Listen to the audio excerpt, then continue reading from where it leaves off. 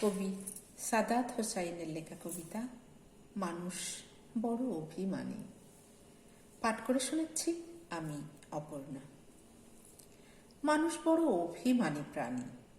সে চায় তার মন খারাপ হলে প্রিয় মানুষটাকে না বললেও সে বুঝে ফেলুক।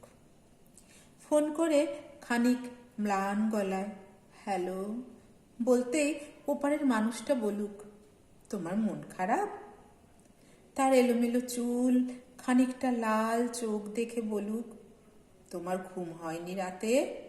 দুঃস্বপ্ন দেখেছ? টেনশন করছো কিছু নিয়ে?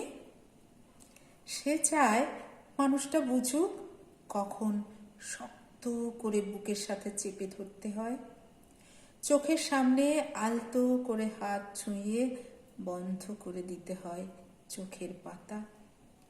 সে চায় মানুষটা বুঝুক কখন হাতের মুঠোয় হাত রাখতে হয়, ফিসফিসিয়ে বলতে হয় আমি তো আছি। তবে মন খারাপ কেন?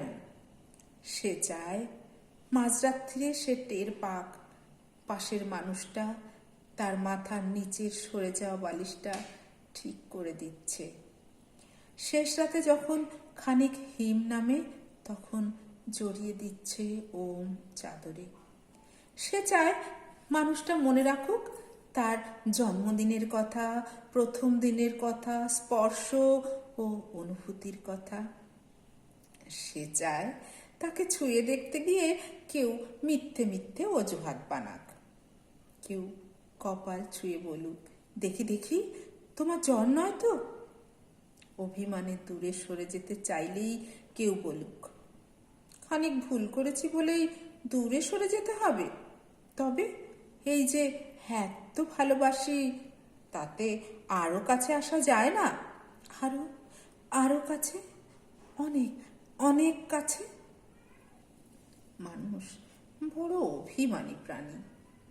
তারা দুজনেই কেবল ভাবে এই সবই ওই মানুষটা করুক, ওই অন্য মানুষটা, কিন্তু শেষমেশ করা হয় না কারোই।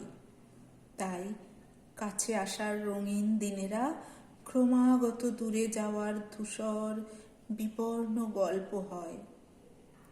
মানুষ বড্ড অভিমানী প্রাণী। অভিমানে সে ক্রমশই দূরে চলে যায়, বুকে পুষে রাখে এক সমুদ্র আক্ষেপ। ধন্যবাদ।